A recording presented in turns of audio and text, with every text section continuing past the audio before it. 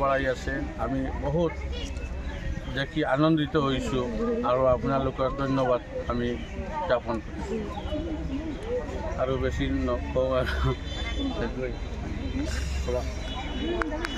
ছাৰে কি ক'ব? হয়, আজি খুবেই ভাল লাগিছে। আমাৰ নকুলি হুচাইনিয়া দিনী মাদ্ৰাসাত ইতিমধ্যে আহি উপস্থিত হৈছে আমাৰ মৌলানা ৰমিজুল হক মজুমদাৰ চাহাব আৰু তেখেত খাইৰিয়া ফাউণ্ডেশ্যনৰ চেয়াৰমেন।